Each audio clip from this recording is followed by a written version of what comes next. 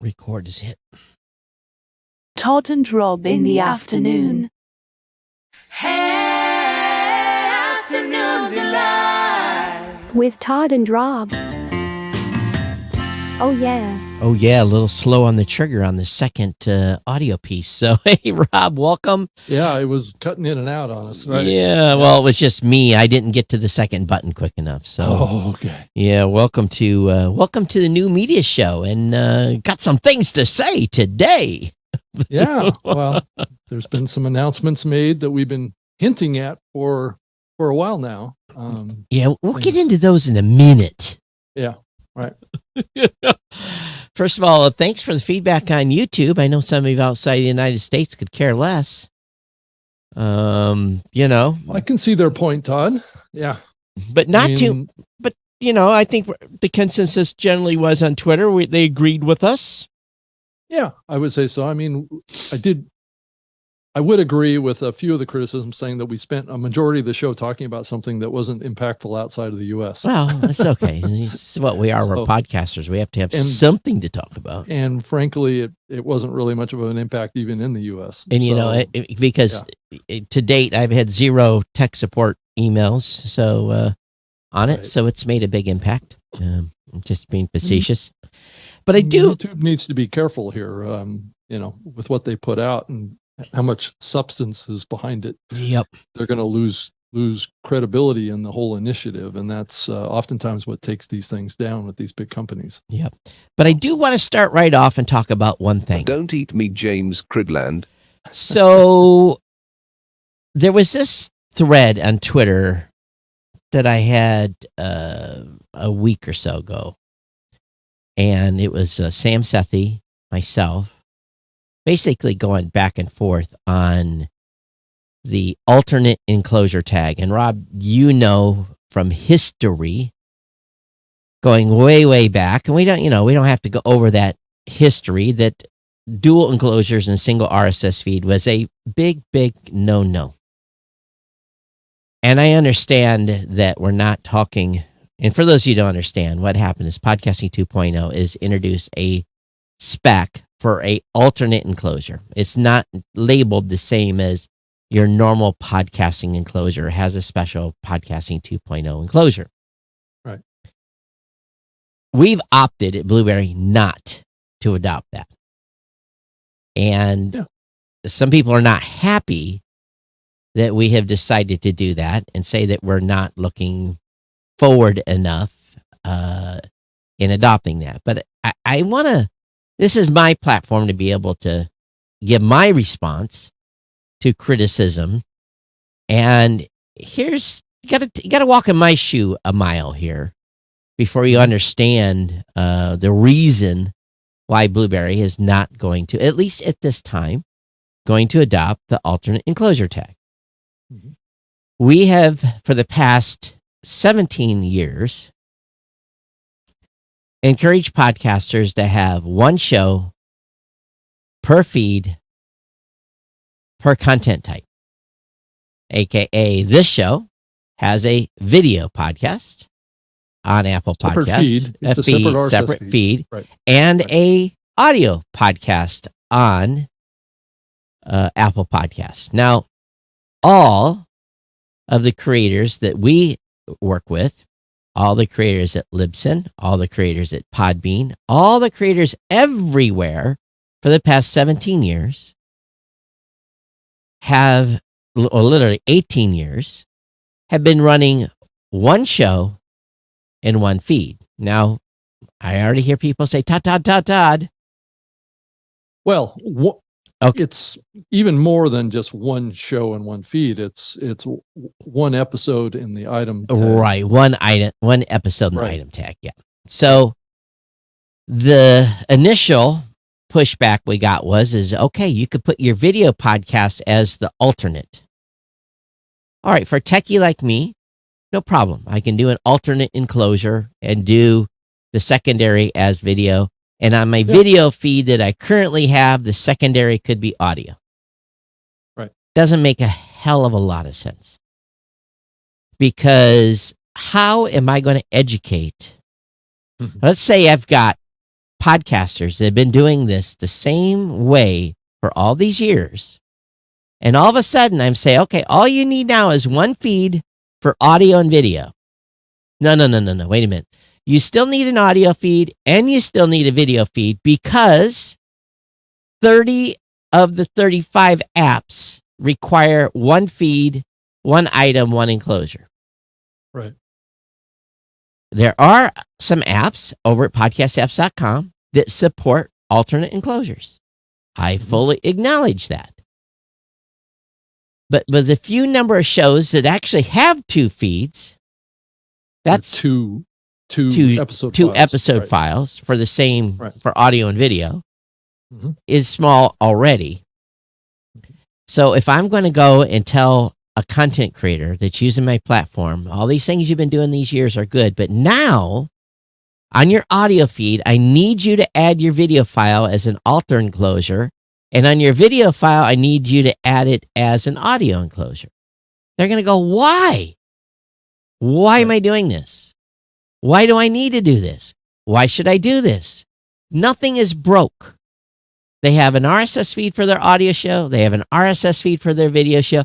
Nothing is broke. It works in the podcasting 2.0 space. Fine. Nothing is broke. Okay, that argument ended.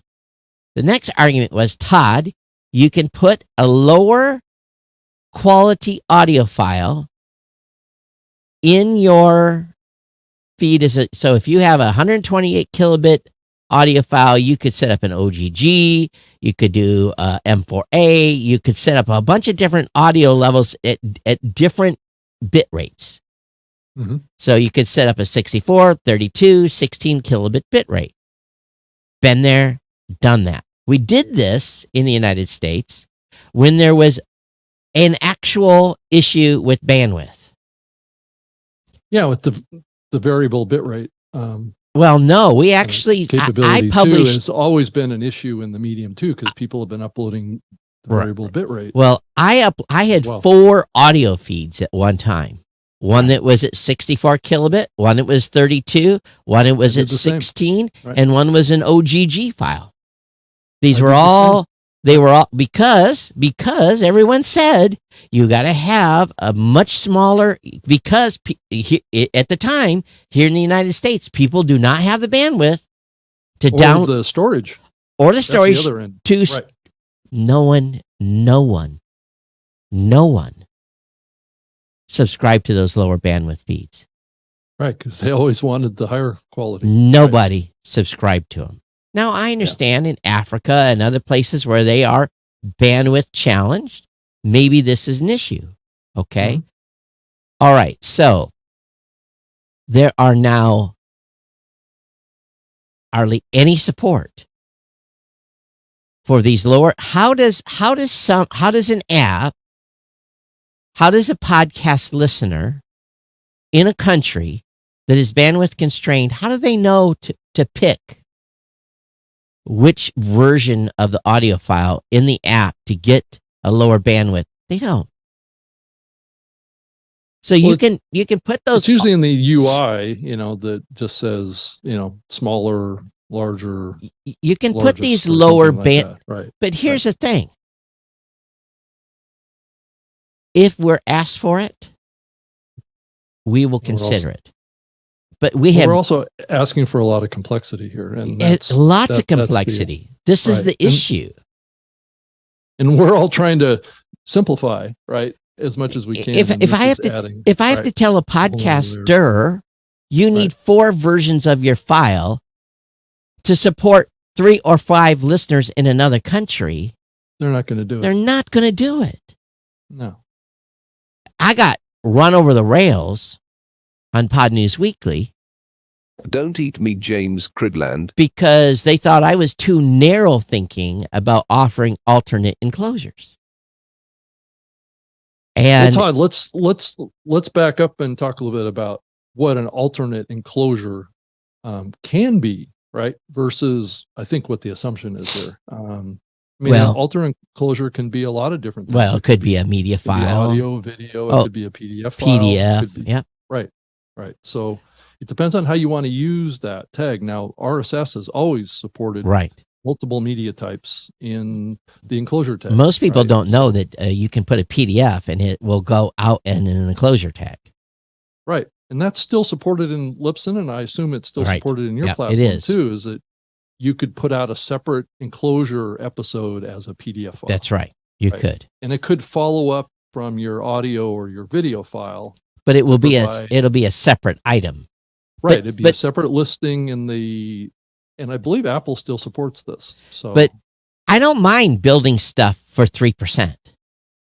right. But I'm it's- not building it's not some- widely, But I'm It's not not widely building known. something for decimal of 1%. right. And that's what you would be doing here. That's right. So get run over the rails for not adopting at this time alternate enclosure. You start showing me adoption, start showing, and they're going to say, well, you have to build it, Todd, or they won't use it. Podcasters are the technical level. Yeah. Okay. Content creators, don't take this wrong, but we talk to content creators every day. Mhm. And I'm not saying, just I'm giving an example. They don't know what the scroll wheel is for on a mouse. Yeah. Or they know how to cut and paste. That does happen. Yeah. Right. It does. It's been happening for years. And I'm not That's saying a new thing. Right. I'm saying we have to build something and maintain something and support something Yeah. that doesn't get people all confused and say, the hell with it, I quit. We're trying to make it easy. We're trying to give them the best exposure, not make it complicated. And so when I add a feature that all of a sudden uproots everything that we've been, and again, I understand what they want to do. But for 17 or 18 years, this debate was debated out a long time ago. And all of the same reasons were given. Exactly the same reasons were given. Yeah. Well, It sounds like a great idea. It sounds like a great Yeah. idea. And it, especially now, Todd, and I think one of the reasons this is coming up is because of YouTube's entry into podcasting. As you think about it, this is going to be an issue between YouTube Music and YouTube, ultimately, is that they're going to cross-link to each other, hopefully, right? So audio will be linked from the video page and video will link to the audio. So it's going to go back and forth, and this would be a way to do that, right? You could Potentially. offer an audio version and a video version in the same item, right? Potentially. That shows up in an app. But they're Right. not going to support that. I mean, who is going to actually support that, right? That's Is the question. And Right. if YouTube says, hey, we'll take an alternate enclosure, we like this spec, then I'll adopt it. But Yeah, there has to be a big enough use case. What did I feel with value for value? I felt it was It's a big the chicken. Which came first, the chicken or the egg, right?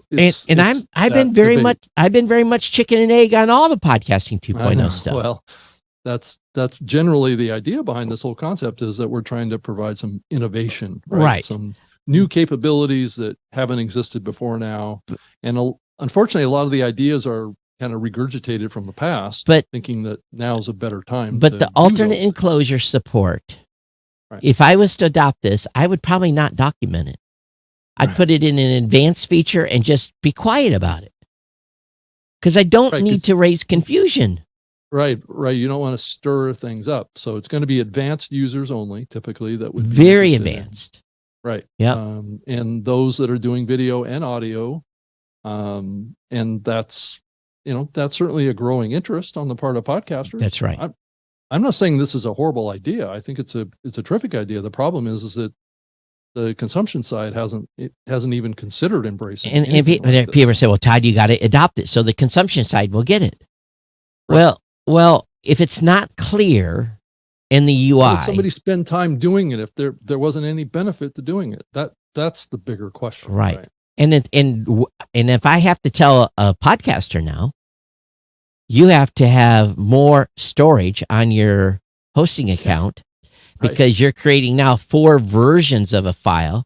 They're just going to say, Todd, you're milking more money from me because I need a bigger plan. So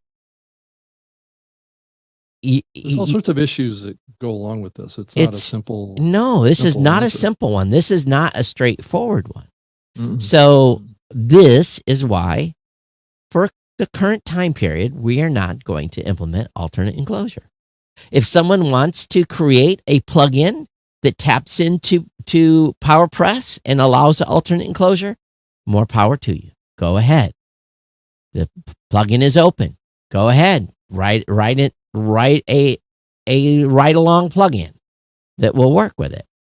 But at this point, no, because I know what the percentage of shows that have actual video podcast feeds, and it's pretty small to begin with. Right. Yeah. So it's been declining because of YouTube. And yes, past historical information may not apply today. And some people are going to say, well, you're insensitive and not making available the ability for people to access podcasting in countries that have bandwidth limitations. Well, again, historically, when podcasting started in 2004, 2005, and all of us were doing these things, bandwidth was extremely limited in the United States. Right. Well, it was that way everywhere. Right. So, yeah, I was streaming content back in that time frame. Prior to that, at 8K, if that gives you any idea, right, how constrained it was, because there's certain people that were connecting at like 16K, and you couldn't saturate their internet connection. Their user experience would be horrible. So it's yeah. So I'm not saying that we're in that era at all. No, we're not. We're clearly way past that. But it's just a matter of, what could. And this is really the purpose of the Podcast Standards Project, really, is we'll get into that in a second. Yeah. These issues, right? And to talk about it and to get the listening platforms to say, well, I'll support it if you implement it, right? Yeah. But the problem is that we have to factor in what the content provider, how they're going to look at this. And it may be a good idea technically, but it may not be a good idea from an implementation standpoint or a content provider perspective, right? And that's what the hosting platforms are all looking at, and that's part of my new role in the industry too. Is I'm going around and learning everything I can about all the platforms. So, and everybody is all about simplicity, driving ease of use, making it easier for content creators to create content, get it out there, build successful shows, build the marketing of it. And one of the key ways of doing that is simplicity. So simplicity. And burying the complexity in the infrastructure, not surfacing complexity. Every 6 weeks, my team is going through our process and looking at everything from the time the person hits the website to the time they press publish on their first episode. Can we make this easier? Right. That's good for business. It's good for the content creator, and it's good for the listening app. Because it's not 2005 when we were all geeks. Right. Yeah. There's a lot of people out there who just want to create content. That's right. They don't want to become geeks. No, they don't care about any of that stuff. Just like listeners don't care about where they consume content. Podcast creators want to get in, create their content, have the tools available to do the things they need and get out. Yep. So let's switch off that. Yep. And obviously the Podcast Standards Project has officially launched. Not too much poo-pooing so far. But let's talk about what it is. The Podcast Standards.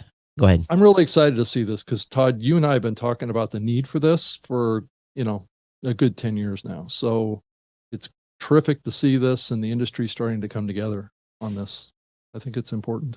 So if you go over to podcaststandards.org, mm-hmm. Right at the top, it says advocating for open podcasting. Yeah. And what it is, and I'm going to read right from the website, it's a grassroots industry coalition dedicated to creating standards and practices that improve the open podcasting ecosystem for both listeners and creators. And there's some more information here. Now, it was kind of ironic because in the announcement that Pod News made, they even announced some companies that weren't even supporting this officially yet.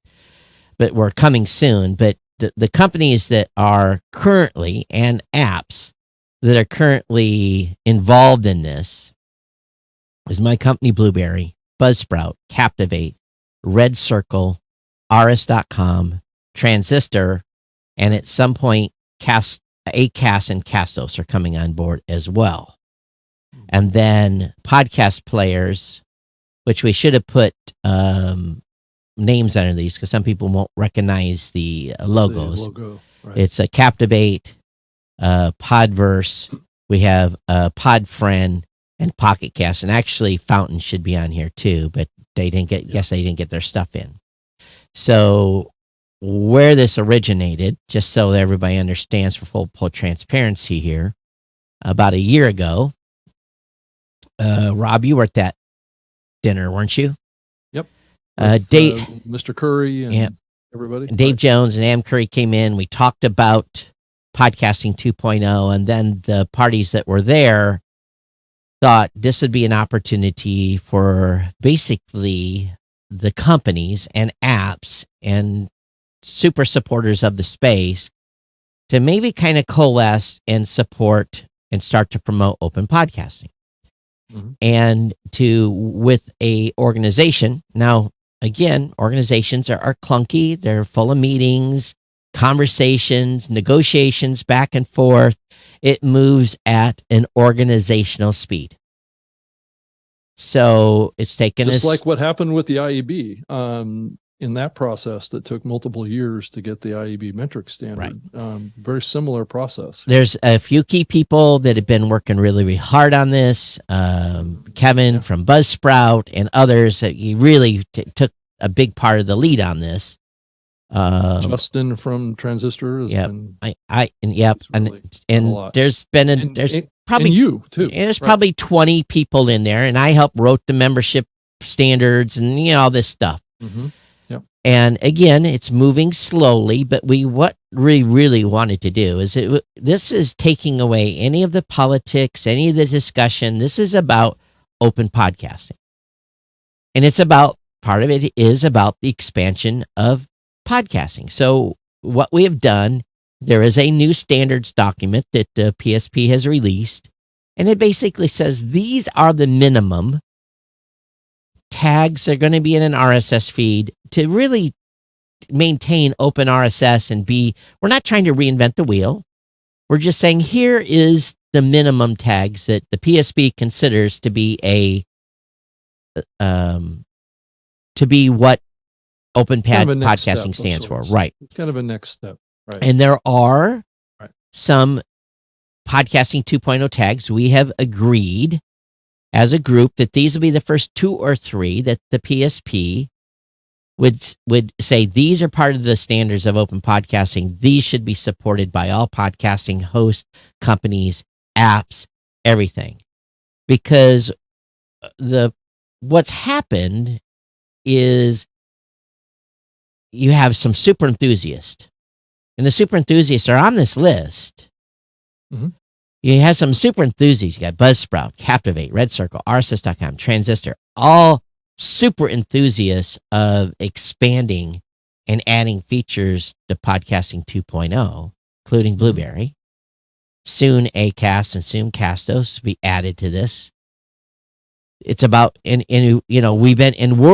most of those companies are working at lightning speed to add features that go way, way, way, way beyond a very minimal set of expansion tags that as a group we're going to promote and say, hey, if you want to become what we're calling PSP certified,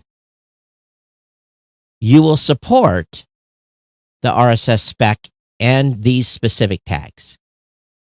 And there's a document that lays out those tags on a GitHub that says these are the ones we consider to be the absolute minimum for you to become PSP certified. Now, it's not no fancy certification. There's no money being spent. There's going to be 2 feed validators. You're going to say, yeah, your feed is validated for PSP. You're going to get a little logo. And it basically all we're trying to do here is to get other companies in the podcasting space, hosting companies and apps, to move forward with new features. Right. That's the key takeaway here, because we use this terminology, which tends to be geeky, and we've faced some criticism for this from the industry, from the standpoint of when we talk about this, we're talking about tags. And always the feedback is that average, everyday podcasters or even listeners have no idea what we're talking about. Right. So when we talk about this, we should really, I think, blend the conversation with new features and functionality of the listening experience, right? And that's what we're looking at expanding here, and to create more of an experience that's more audience connected, in more on the interactive side, of like sharing comments across apps. And so these are features and functions that we want to help add to the experience of a listener. So this is really, I believe anyway, this is really audience focused, a lot of this stuff. Well, and the PSP is industry focused. Well, it is. That's right. Yeah. Well, that's how you get there, is that you have to work with these listening platforms. You have to work with the hosting platforms to come up with these tags that then turn into features. But let's just be clear. The listening platform. Let's just be clear. We're not taking anything away from what Dave and Adam have done. They're leading a charge. Yeah, a lot of ways they are. And putting together new cool ideas. People are submitting stuff all the time, new ideas. I think we're on round 6 or round 7 of new tag adoptions. They're moving at bat speed, lightning speed, literally lightning speed. And this is more of an attempt to have a conversation with key players in the space. This is the hard part. This is very, very hard. This is the hard. There is no guarantee this is going to succeed. Right. Let me just say that up front. There's an abundance of ideas, but what actually get implemented in the market? There's no guarantees that this is going to succeed.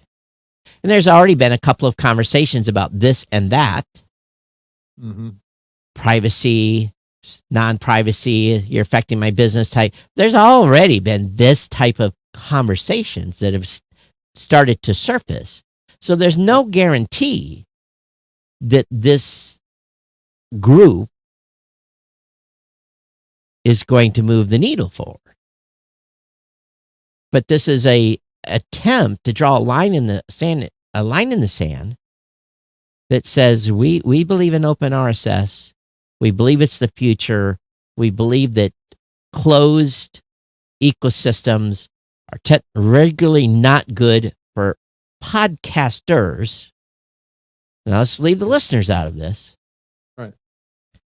It's not good for podcasters because listeners don't care.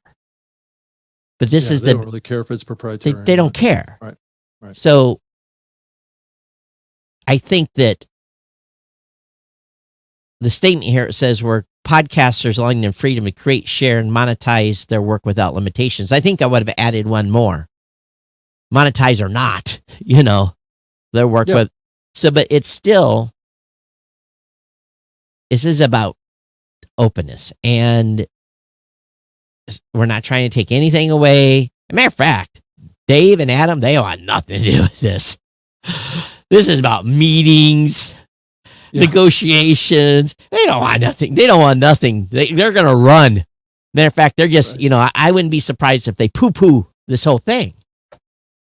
But Dave Weiner already has. So really? Okay, good. Great. We're not talking about Dave Weiner. We're talking about Dave Jones.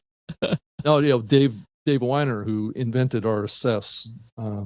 He's actually pushed back on this. Well, good, a little bit anyway. But he has decided never ever to expand RSS. It's fine the way it is. He said 2.0 is that's it. That's all we need, all the way back into 2003 or whatever it was. Yeah. So it's been his position. It's what he created, so he doesn't feel like it needs to be added. So Dave, love what you did. Right. We're moving on. We're moving forward. And what you created is fine. Yeah. It's the foundation of everything. Yeah, there. it It's is. just, Absolutely. just there's some new ideas that we want to fuel into it, and the Web3 standards organizations don't exist anymore. It wasn't Web3, but it was the WC3 is what it was. So, and I yeah, think that what doesn't we exist. ultimately will find out, Right, is, whether or not we can move the ball here a little bit.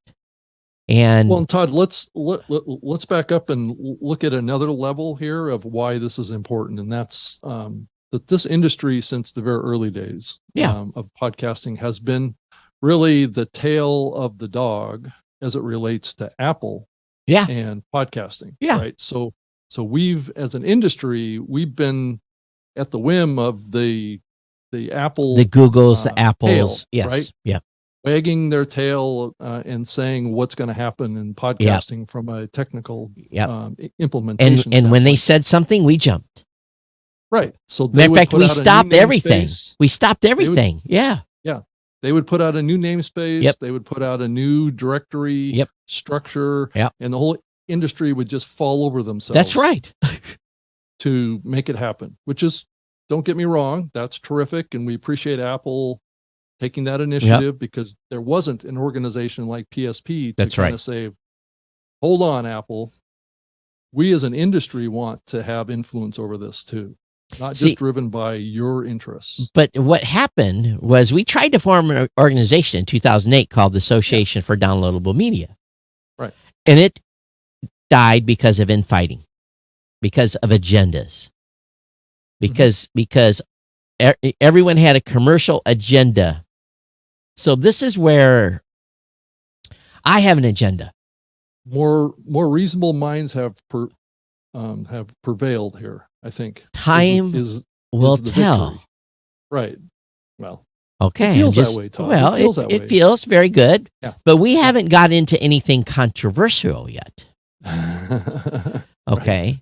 And I think, hopefully we don't. Well, I could see a few things on the horizon that could come up and be controversial, especially if we start digging into metrics and all of these companies, monetization standards and privacy. And here's the thing,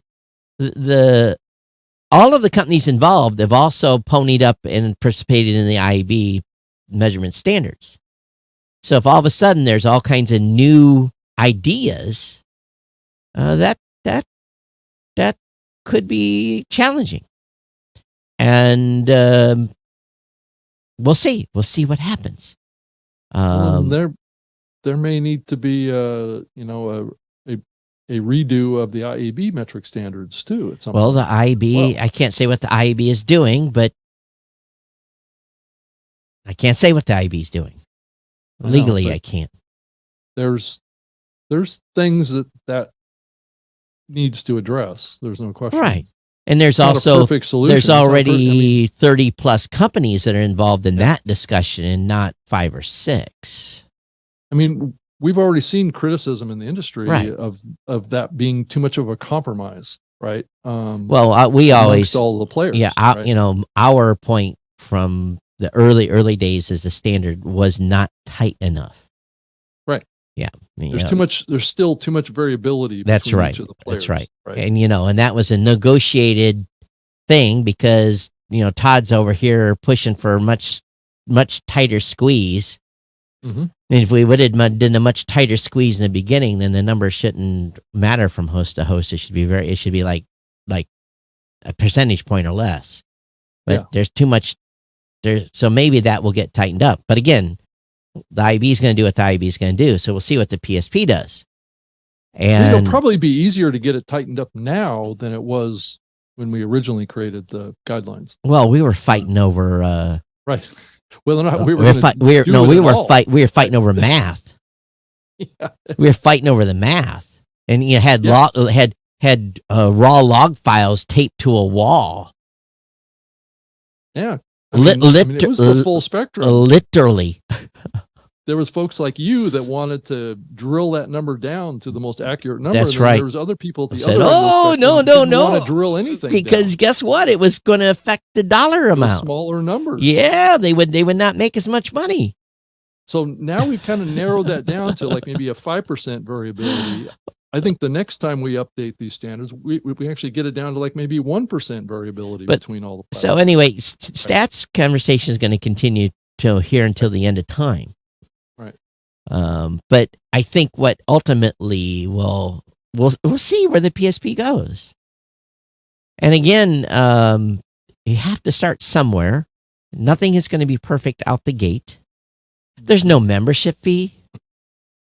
There's only a very minimal membership requirement in the organization at all, right? Right. And matter of fact, RSS.com and Buzzsprout paid for the website, so it's, and maybe some other donators, I don't know, so there's no, and at some point we're going to have to pony up and we're going to have to, but right now it's full of volunteers.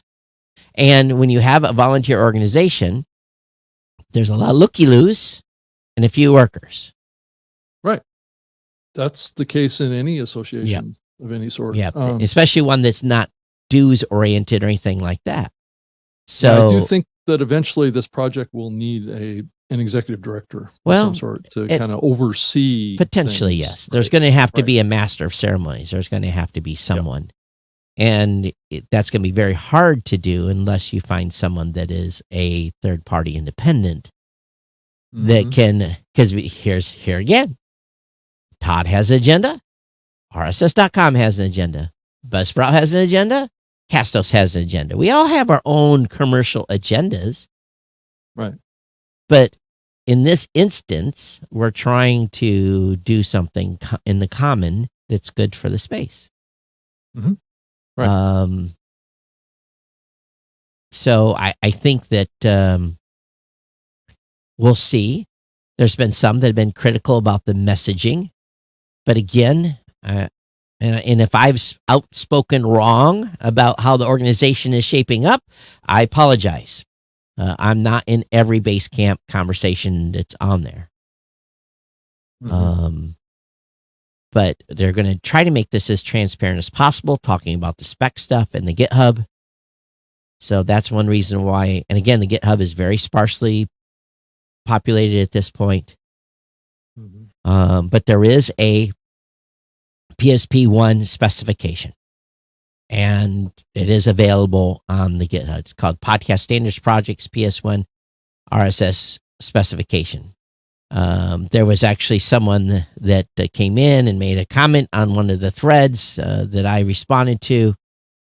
Someone's very famous in the web world because his first concern is, are you an organization that is going to instill or basically, be about commercial interests and, what's your stance on listener privacy? And he already went right in, man, first day, boom, asking us about what our position is.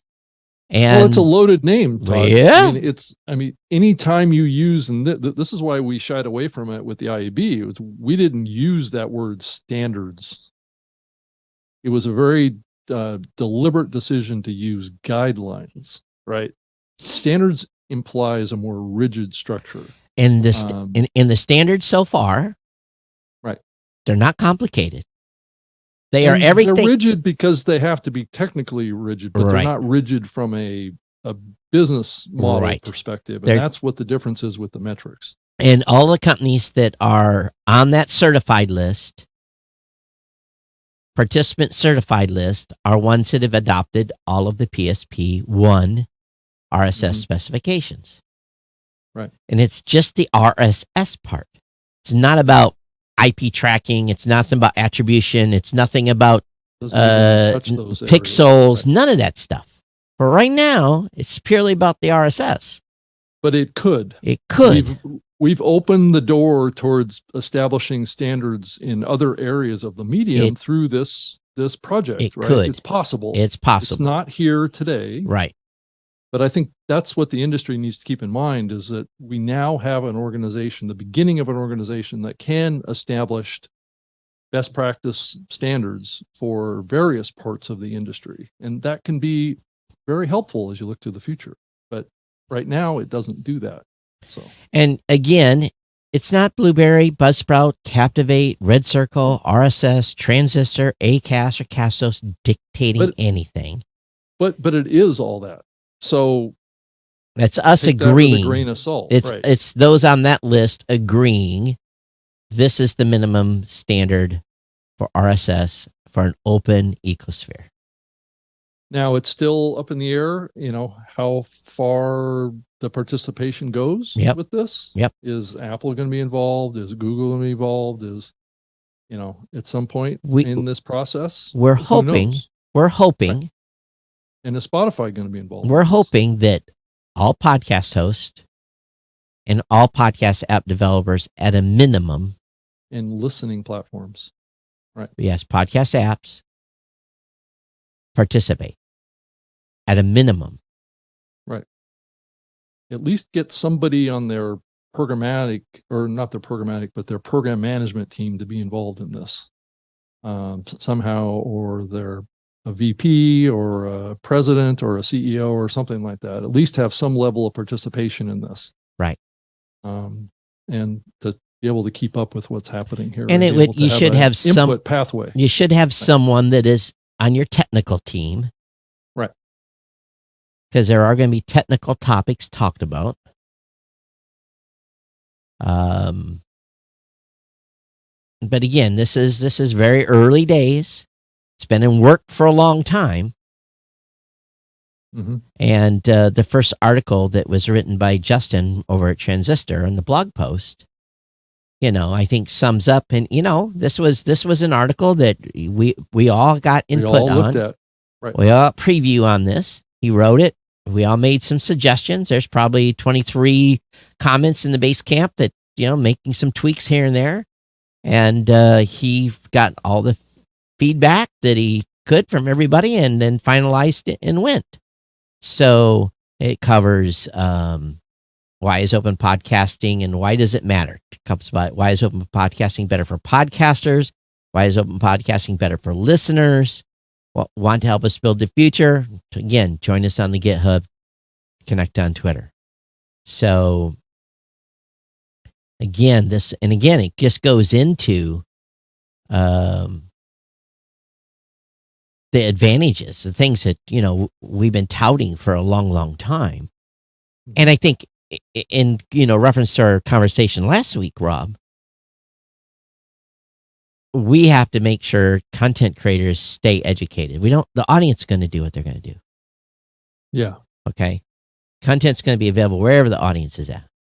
Yeah. But we just need to keep content creators coming into the space educated about the value and what's different about various platforms, and why open RSS is so important, and it's why, in my opinion, it continues to be the last bastion of free speech.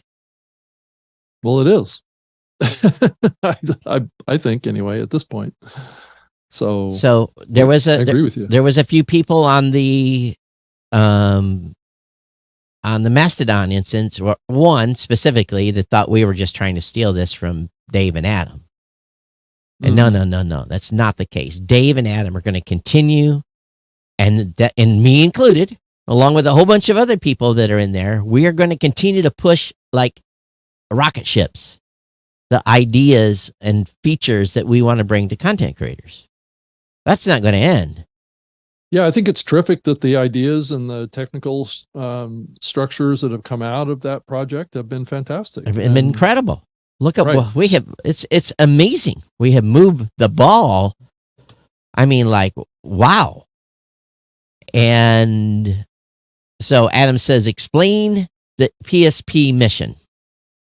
And again, I think it really boils down to the mission is basically supporting open RSS, Adam. It's all about just supporting open RSS and pushing, as we can, new features that, yes, Podcasting 2.0 has initiated to try to get wider adoption and push open RSS. Right. So it also addresses the criticism that has come out over the last couple of years from larger platforms that it's time for us to move on from RSS because it's just not innovative enough. Right. Yeah. So that's been that's been the drumbeat that we've heard Yeah. from some of the larger players in the medium that, have said, well, we can do it better over on our platform because we have control of all the elements. Yeah. So which plays right into that proprietary model, which is antithetical to open. So, and again, it's right on the website, advocating for open podcasting. And again, it's a grassroots industry coalition that can create standards and practices to improve the open podcasting ecosystem for both listeners and creators. Well, the standards, maybe I wouldn't have used that word, dedicated to implementing new standards and practices. I may have worded a little different, but I'm not the wordsmith guy that was involved in that title. Because what it is a big bunch of what podcasting's been for the last 18 years and this much of new stuff that's coming from the Podcasting 2.0 initiative that we all feel these are the minimum things that we can say to every podcast host and app developer out here. This is what you should implement. And I hope they implement more. Right. Well, the other thing this does, Todd, is it basically sets the groundwork for, what's going to come out of this will be considered to be standards, which is a pretty significant statement, right? Right. That this is going to be standard practices, standard technical specifications for certain features. And I believe it behooves all the players in the industry that have an influence on the listening side and the publishing side to get involved, because if you're not involved, then you're not part of this, at least right? 8 of 30 podcast hosting companies, or whatever the number is today, have said this is where we feel the minimum line is. Mm-hmm. Now, I want more. I was arguing for okay, we need these 3 additional to be part of the initial run, and the pushback was from the group was we got to again core first. We got to get baby steps here, and then we will agree upon a timeline. And that's why Castos and Acast are not in the list yet, because they haven't met the minimum support requirements to become the AKA PSP certified. Right. Because they haven't adopted the 3 extra tags or whatever the number was that we picked as the first kind of guideline. It's not going to stop me. It's not going to stop Fountain. It's not going to stop Captivate, Podverse. They're all going to continue on the rocket ship mission they're on. Mm-hmm. I'm going to continue to adopt tags that we feel are worthy on the rocket ship trajectory that I want to. And so is everyone else. But what we're trying to do is drag everybody along. It's not part of the party. Well, could we have just played without them? Sure. We didn't have to do this. We could have just kept on going and had potentially a strategic business advantage over the remaining companies that are not participating. Yeah. Well, that still may play out that way. But don't participate. But we also, as a community, understand the value of open RSS and where our bread is buttered. Our bread is buttered by podcasters that are creating content and being syndicated. Right. Yeah. In an open manner, not in a locked ecosystem like the BS that YouTube produced. Yeah. Currently. Yeah, I like the criticism that we got from that discussion. It was like two old yeah, guys, two people haggling. Something. Right. It's like there was a little bit of that. So and I'm sure PSP is going to be criticized. Anytime you try to do something new, it will be. And I say it's full of agendas. I have thick skin, so let us have it. And again, it's a very, I was all for going hardcore. You should have seen did you read the first terms of service, our first membership requirements I wrote? I mean, they were like, you can't join the party unless you've got these 6 tags implemented. You can't even join. Right. I was like, but and that got tempered. Got tempered. Bigger team, right? Yeah, so I was like, hardcore. Let's move this thing. Yeah, 'cause So- that's what you were planning on doing with your own platform. So it makes sense. So Todd is the loudmouth, and everyone else has more tempered. Is anybody surprised? No, I don't think so. No, but I'm pretty. I've been objectively. Tried to be objective as I can. No, you're great to work with. So yeah, the You know, passion is there, Todd. The But- passion. But my ire did get raised just a little bit all of a sudden when there was some discussion, with some other things. And I was like, oh, here we go. Dun, dun, dun. In round one, we have companies that are looking for this and companies, so they're it's going to be it'll be a work in progress. And hopefully Yeah. we can because everyone has agendas. That's the hard part about this. Is why this thing is going to move not at a snail's pace, but it's not going to move At a caterpillar pace. right. It's not going to move at podcasting 2.0 pace. There's no way. It's impossible. No. No. And I'm glad I get to participate in both worlds. And if it gets too crazy on the PSP side, if things go sideways, then we have failed. But we're going to do our best. I don't think that's going to happen, though. I have a really good feeling about this organization, and the foundation that it's been built on has taken time. Yeah. And it seems to be not creating friction. It seems the communications I'm seeing is very frictionless. It's basically people working together to do the right thing here. And that is rare from our own experience and things like this. So it just really speaks to how everybody sees this and I'm is sure a there's win-win. And I'm going Right. I'm sure there's going to be more people that are going to come out criticizing and say, well, how come Dave and Adam aren't credited and blah, blah, blah. Well, then get involved then. Well, they don't want Somehow. to, but Somehow. no. Don't. I think that's the wrong approach, Rob. I think that what we've tried to do here is allow Dave and Adam to do what they do best. Right. And to come up and talk through on the board meeting and all these things that we all listen to every week and trigger our brains in a I guess the best way is oh my God, look what's possible. And some of us have the bigger dream of the entire vision coming to life over there. Right. And then trying to get adoption and try to build adoption. And is this Mhm. the best way? I could go, no. We've done this and you haven't. No. I can do that. But that is not, that ain't going to work. Like with the IAB standards, there's always a competitive interest. Oh, behind yeah, everything. for right? sure. And I think to some degree that exists here. And I think that's what you need to foment is a competitive type of psychology around implementation of these things. Yeah, So- and the IB process, man, some of my hair that I don't have is a result of that year and a half. Right. Yeah. Oh, Some of those calls were pretty rough. oh, right? and you did an hour on the phone and you got one thing accomplished. Those were not fun days. No.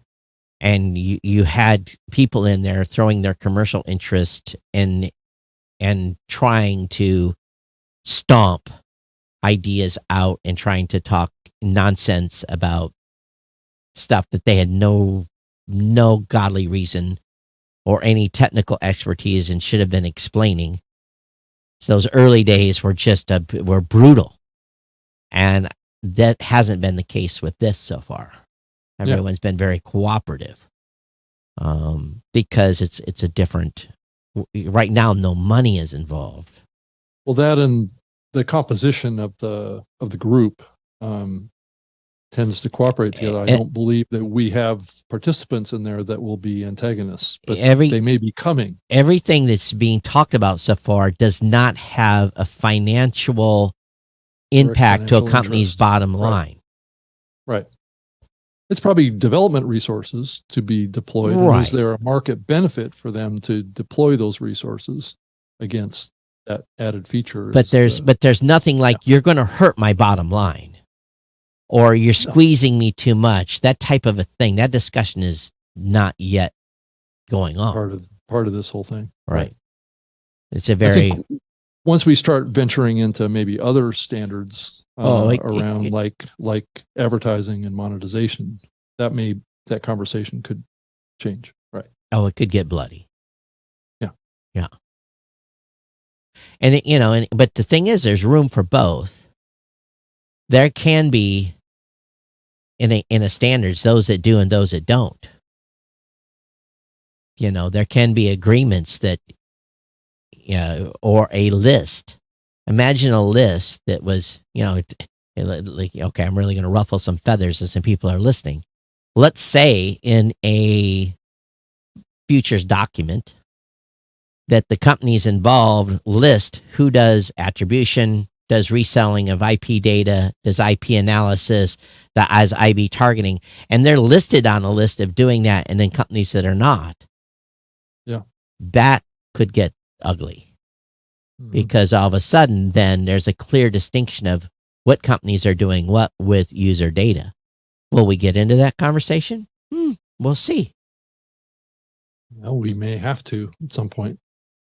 So, I often say when we tell people we're GDPR and CCPA compliant,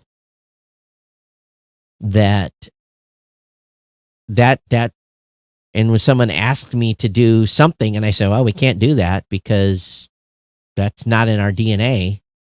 They'll go find my competitor that it will do that. And I'm fine with that. I don't need that. I don't need that business. So. Yeah. So it'll be interesting to see what happens. Yeah, but again, the big heavy lift on this was definitely the Buzzsprout folks. Everyone was involved in the conversation, but Buzzsprout, Arsis.com, Transistor, yeah. And again, everyone contributed, but there was a lot of heavy lifting by those team members. Yeah. Well, I think they're the teams that really pushed it, made it actually come to fruition. And then, yourself, Todd, I mean, I think you were really primary.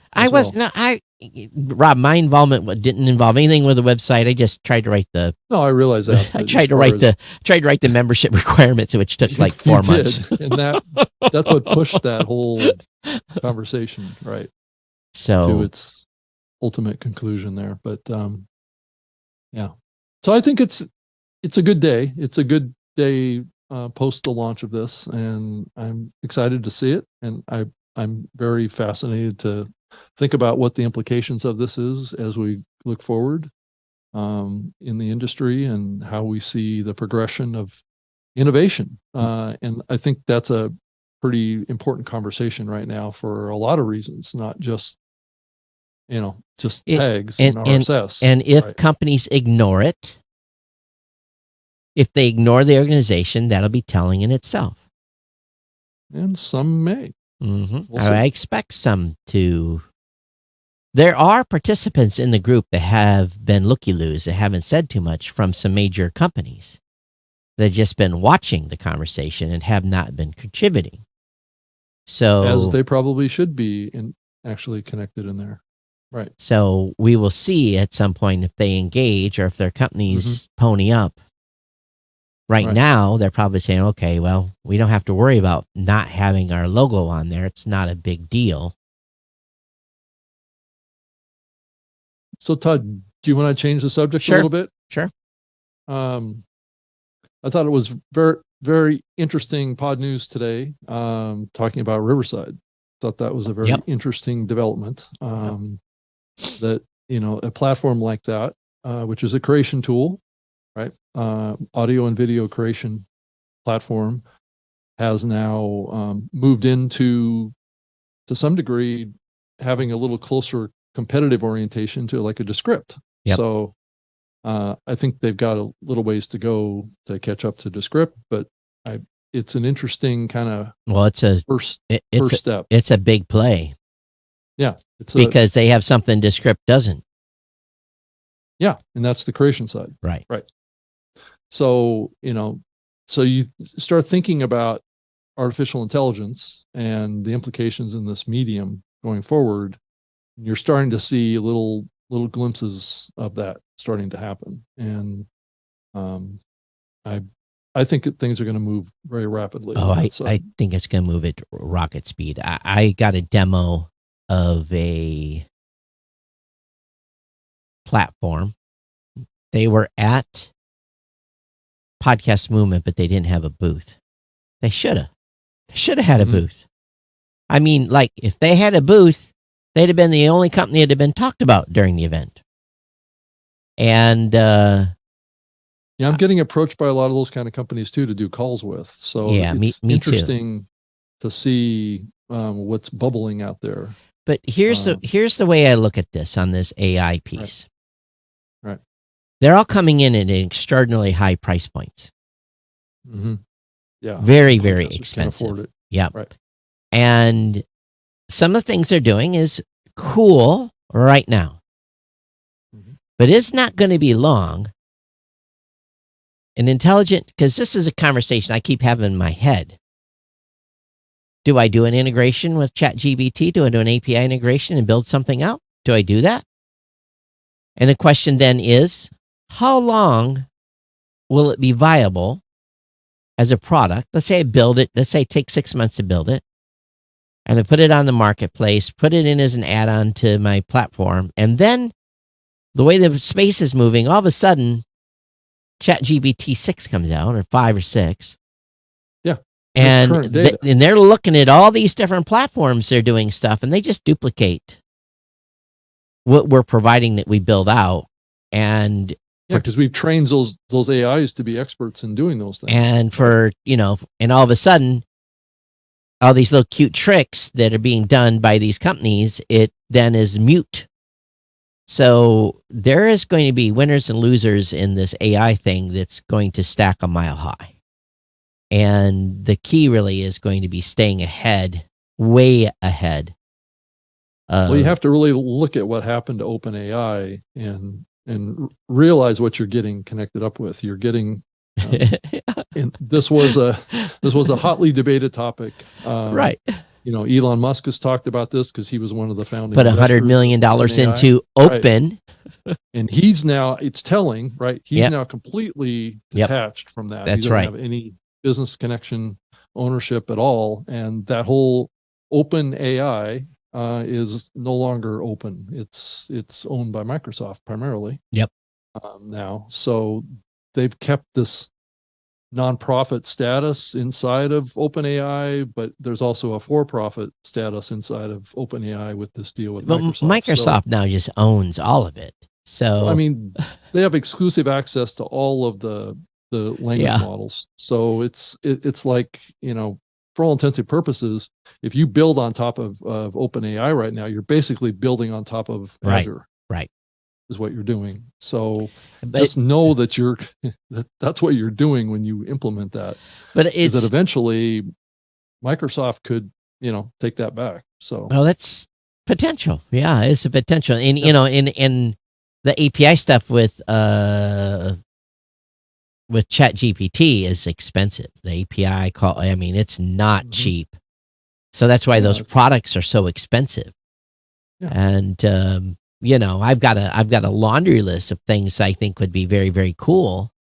But, what do I do? Do I just go ahead and partner up with a company and let them do their thing and then switch up partners later on when someone does something better? I don't know. That's because I really think there is a time limit to how long before the average person is going to start saying, okay, I don't need to pay $60, $70 a month for this. I can go and pay $20 and I can get this essentially the same thing.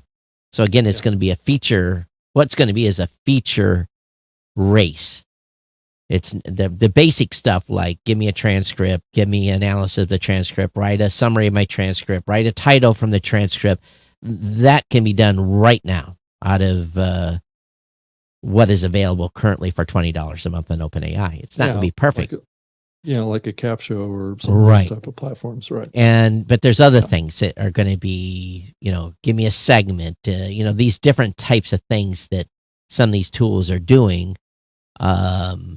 Which are not perfect by any means. You have to slide the marker around a little bit from time to time. But it'll be the feature set that will come out that will be the extra stuff. If you will look...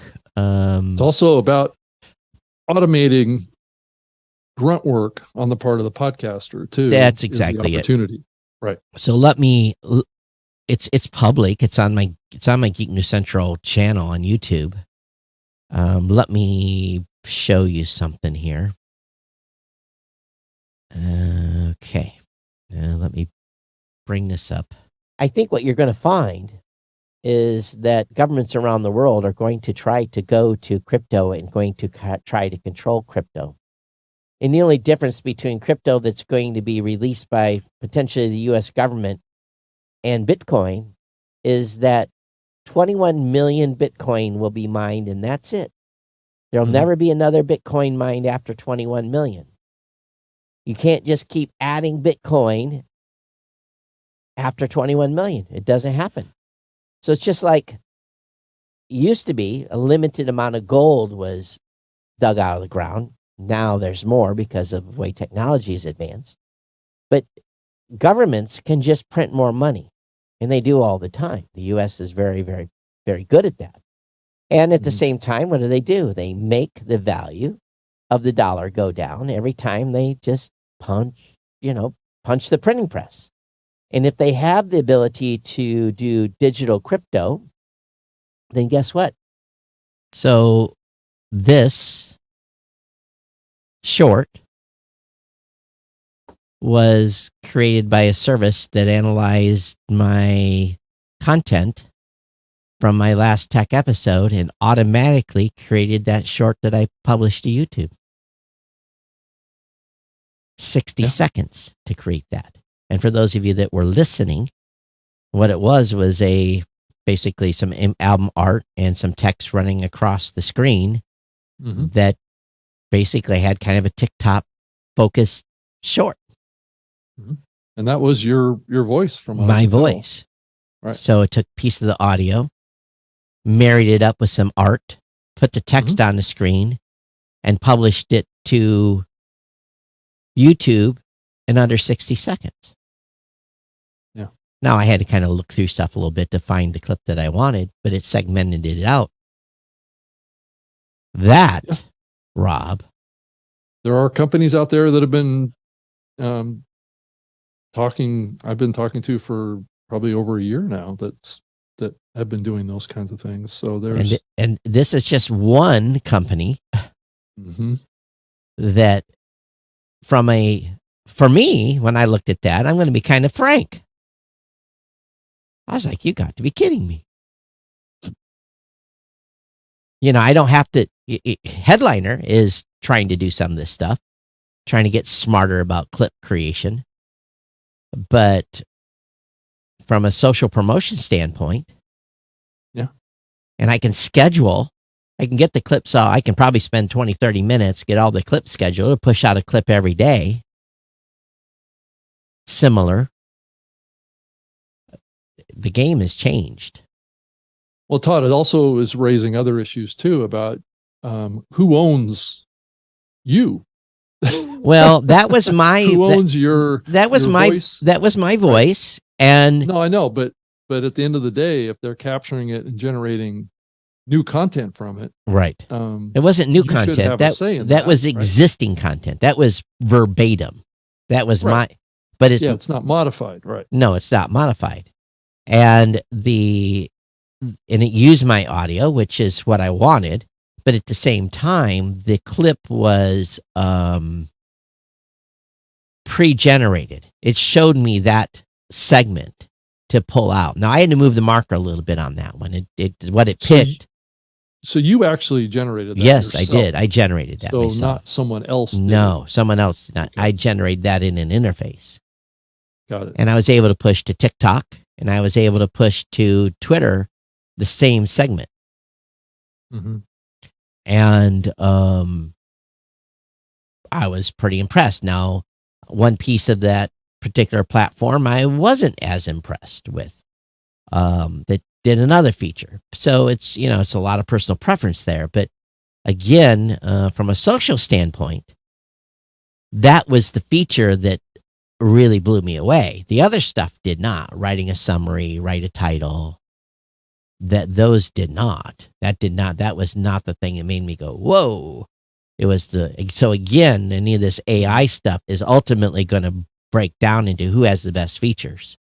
But if once it becomes easy for a dude like me to do this kind of post-production promotion, a whole bunch of people are going to be out of work. I don't need, as an independent content creator, I don't need anyone to create social media clips for me. Right. And you're also, firing yourself to some degree too. Well, no. No, I mean, you don't have to do all that work either. No, right? optimizing So it's time. done for you. Right. Did I talk? I don't know if I should. Did I talk about a survey on the last show? I probably didn't. I don't think so. I think what it is great English there. You're going to find different use cases that are going to work for you. Not all of it is going to be, I don't think the future is write me an article on this. That's not the future of this.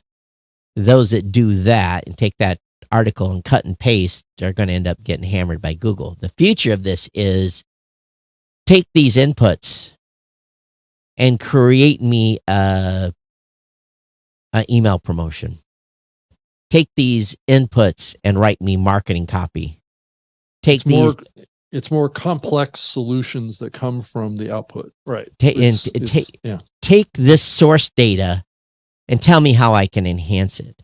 And some of it is junk. Right. Some of it is junk. Some of it, though, is like, I didn't think of that. Now, whereas I had 20 people on a team, maybe they would have thought of that. But I'm not 20 people, I'm one. So maybe one person can make their value of their time worth 3. Right. Yeah.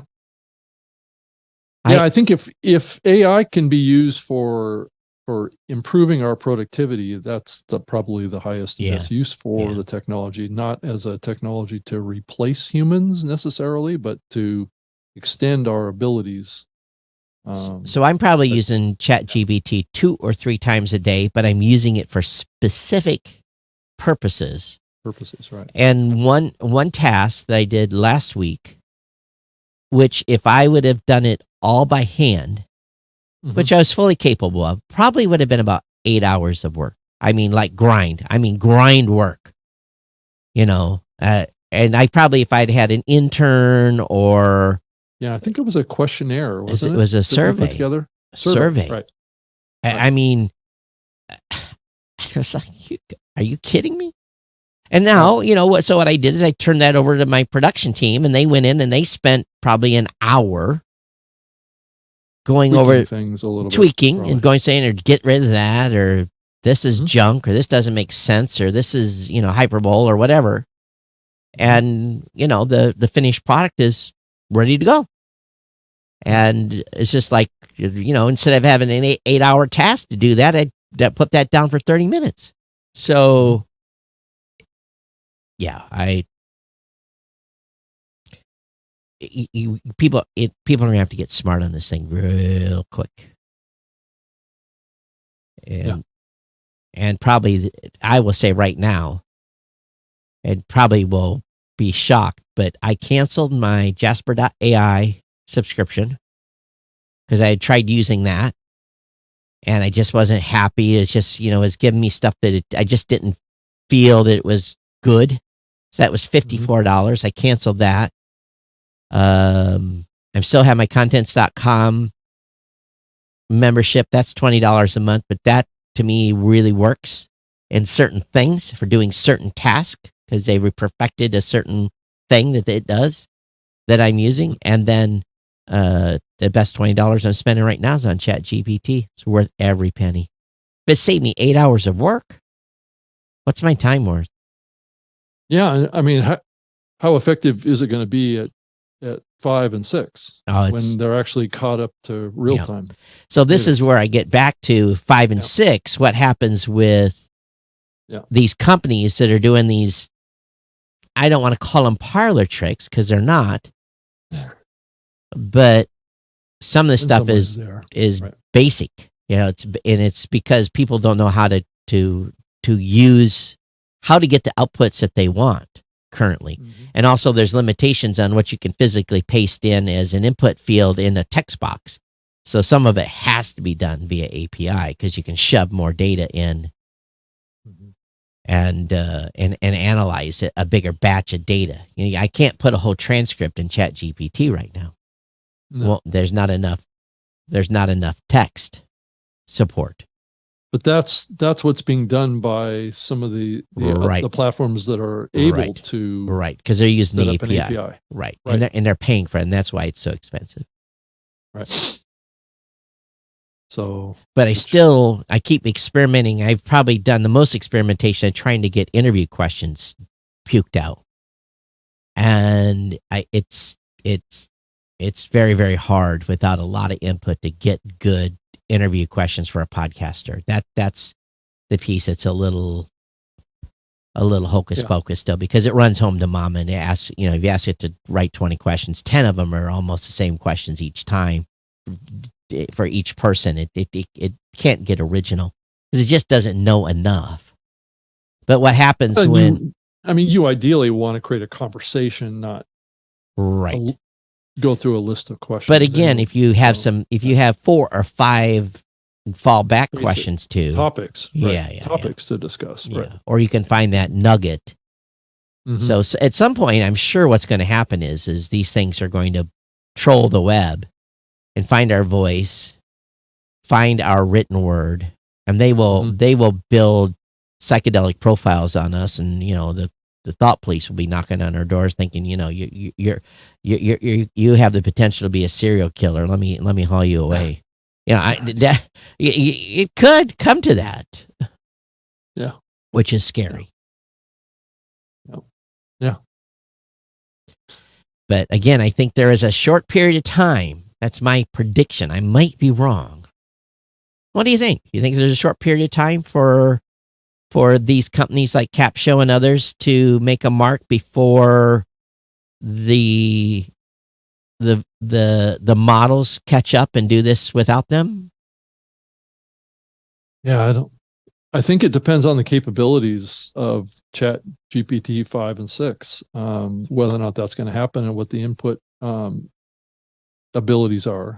I think you tap right into it, Todd, right now about the limitations that exists with the Chat GPT interface today is the amount of data input that can be processed, right? But what you could ask, reformatted and spit it out as something unique, right? If that can be done to compete with these derivative companies and do the same thing, then I think those companies are definitely at risk. I think I'm going to try and experiment. I think I'm going to ask ChatGPT to write me interface that allows me to submit an entire transcript. I'm going to ask ChatGPT to write its own code, how to integrate with it for an API standpoint. and then compile that and see if I can get that in a PHP and see if it'll work.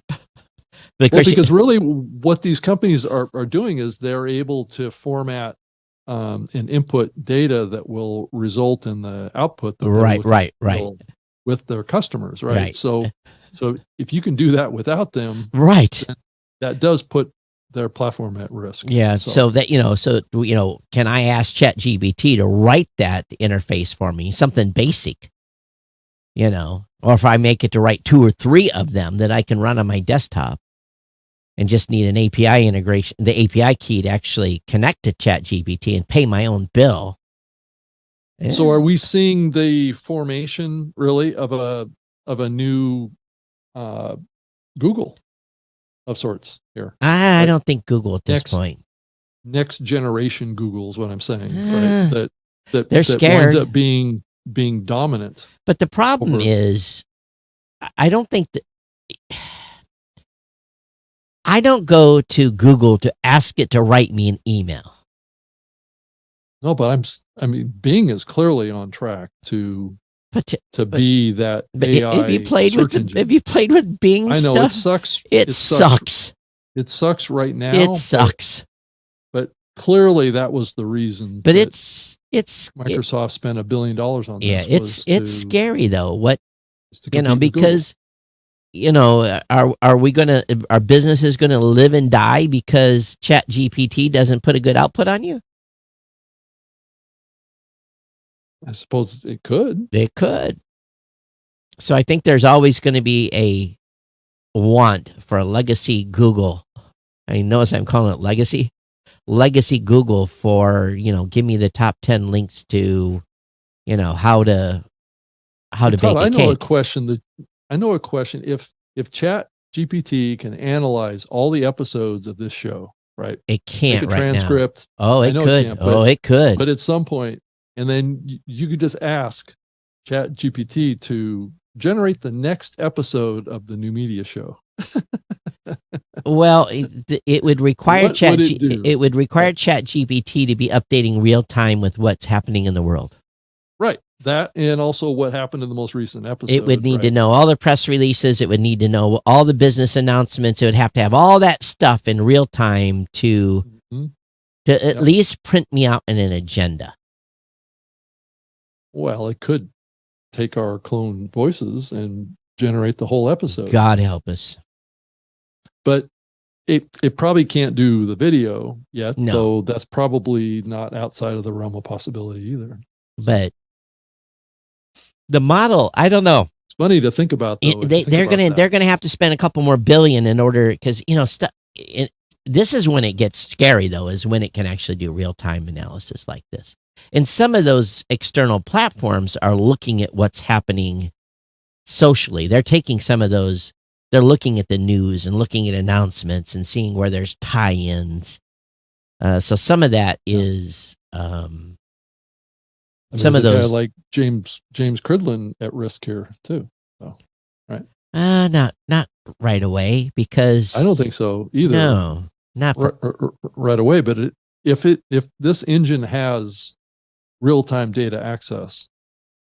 But how do you filter out biases? That's the problem, is these things are still programmed. Well, that's the whole idea behind AGI, right? Which is artificial general intelligence, right? So once we're clearly a long ways away from that. Yeah. Well, 5 years? Yeah, exactly. In the time scales that we're talking about here, 5 years is a long time. Well, if I say 5 years, it's probably more like 2.5, the way this thing is moving. That's a possibility. I agree with you. I'm thinking that, all these concepts that we've just talked about are not outside of the realm of the possibility in the 1 to 2 year time frame. No. So, being able to automatically generate a whole episode of the New Media Show. Well, okay. I'm not going to go that far. It's a possibility, right? If you think about the technology that exists at Descript, with the overdub, and then the data gathering and output of transcripts, and then the other piece of this is being able to translate that text that is mined off of the internet to generate an episode. Can also be converted into the cadence of spoken word. And then can the visual images that have been captured from the video be replicated with the motion of the of the face. Rob, right? I am going to be retired and drinking pina coladas on the beach. I just want to get a check. I mean, I don't want to have to actually turn on my webcam every week and show up, right? Until I'll come across as really smart too, 'cause I'll until know everything that's until going the on. AI says something that causes you to be deplatformed. Well, yeah. Well, but hopefully the AI knows me enough, knows my okay. personality, knows where my sensitivities are, right? Based on analyzing all the episodes that we've done together. We're out there right now. We are. We're stretching. Yeah, but there's your next investment round to be able to do that. Go. If anybody wants to give Rob $1 billion in VC, if you Interesting idea, Todd. well, it is an interesting idea. Right. So it's yeah. Well, we'll see. I don't know. I know there's some folks out there like you guys are off the chart. We've lost our minds, right? Yeah. So Matt says sending the appropriate sats of a YouTube nothing burger 5150. Thanks. Thanks, Matt, for sending a 5150 for the YouTube nothing burger. Appreciate it. It was definitely a nothing burger, I have to say. Yeah. So have we tickled your amygdalas today? I'm stealing that from someone. Have we tickled your amygdalas today? Have we given you some value? Have we given you some things to think about? It may not even be us, Todd. Oh, well, it is us. Have we tickled your amygdalas today a little bit? If we have, there's this cool thing at podcastapps.com. And there's new apps. These are apps where you can get rid of your legacy app, your old app that doesn't do any of these cool things. You can go pick up a Fountain or Podverse. Those are my two favorites right now. Go grab one of those two apps and break out your debit card. Put $20 worth of Satoshis in your wallet, and then a lot of Satoshis, right? Yeah, that's a lot. $20 is a lot of Satoshis. It's enough to get you off the ground. Right. And you can send 10,000 sats. That's about $2.50 every time either we piss you off or we agree with you via a boostagram, just like Matt just did. Send us 5150. That's about 50 cents. He said sending appropriate approximate sats for a YouTube nothing burger. So it's worth 50 cents. So, here's the thing. Don't think about it in dollars. Think about it as in tokens. The more tokens you send, the more happy we get. And you can participate. And if you are a podcaster, as you're listening to this show, and you are not participating in this new value for value model, why? Why are you not? Why are you not seeing what we're fighting for here? Get involved. And if your host does not support you in being able to participate with this, well, there are some great hosts that do. Buzzsprout, Blueberry, RSS.com, Captivate, Transistor, Red Circle have some of these features implemented. Of course, we want you to move to Blueberry, of course. Now, Rob's going to start recommending Blueberry. Right. But I still haven't gotten that demo of the platform yet, so I need to do that, Todd. Which platform is that? Your platform. Oh, anytime. Send me more familiar with your send platform. me an email. We'll everybody else. I might as well do it with you. Send me an email. Get you on the schedule. No sweat. I'm getting a full platform demo with Buzzsprout on Friday. Great. So, Great. Right. And I'm going to do it with everybody else. Okay, cool. Going to wow you with what we have. But anyway, hey, just get involved. Play with this new technology and features and educate your listeners.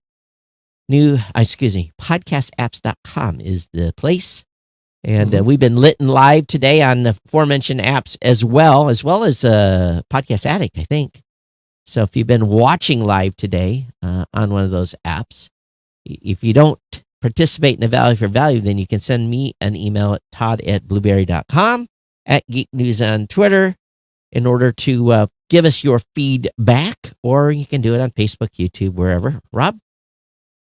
I can be found on Twitter at Rob Greenlee, robgreenlee.com. If you want to send me an email, rob.greenlee gmail.com is a great way to reach me. And I'm on all the social platforms too, so you can reach out on that as well. Send me a direct message or something like that. LinkedIn is a great place to find me as well. Also, we got well, I can't say this on the show. 1,111 sats or Mike Dell. Alt enclosure is not a bad idea, just not ready for prime time. And if you want to see how it comes in here, it comes in just like this. Comes in as a donation and a boost. You can see that a variety of places. I run what's called Heliopad, but you can see this on several different platforms. You can see your contributions come in by the minute or these boostograms. Well, anyway, I think we didn't spend so much time on the stupid stuff today. I think we got pretty deep. We did. Yeah. Very deep. Yeah. So important stuff. Important stuff. So everyone, oh, by the way. Don't eat me, James Cridland. Yes, absolutely. So go over to podstandards.org and check it out. And then if you want to find out really what's going on with the podcasting 2.0 and stay abreast, go over to podcastindex.org or just search for podcasting with an ING 2.0 and you will be connected. And of course, in this space, and listen to the podcast 2.0 podcast if you want to be part of the board meeting and really get nerdy and down deep in the geek. Every Friday afternoon is when they stream that live. But anyway, it's been our pleasure to bring you the show. And we're going to be doing this show at the NAB show in Las Vegas on the 18th of March here. At least we didn't get the last April. We didn't get the last day of the show. We got right. So we didn't get the best day, but we didn't get the worst day. No, that's true. Yeah. So it's a good day. Yeah, it's a good day. But I filled out Rob Walsh is going to join us. Oh yeah, I saw that. I filled out my speaker agreement. Anybody else that's on the list? I'm trying to get it. I'm trying to locate one other person here, so it's not confirmed yet. So I can only say Rob and you and I. So that'll be interesting, and I'm hoping to get a executive from a big radio company. Okay, so we'll have at least 3 old curmudgeons on the panel. All right, cool. Right. We will definitely have 3 curmudgeons on the panel. Yes, all right. 3 old timers. So, but anyway, it'll be interesting being down there and doing this. So have we gotten the podcast movement episode yet? Not yet. Not yet. You want to hit Dan up for it and see where it's at? By the way, if anything we've said today you think is caca, feel free to email Rob or I with your strong opinionated comments. But it's real easy to do that. Again, if you're participating in the new ecosystem, we get it right here. We can't ignore it. It doesn't get lost in snail mail or email or anything else. All right, we're out of here. And thanks for watching today or listening. Thank you for being here. Go over to newmediashow.com. Follow or subscribe to the podcast. Right. See you later.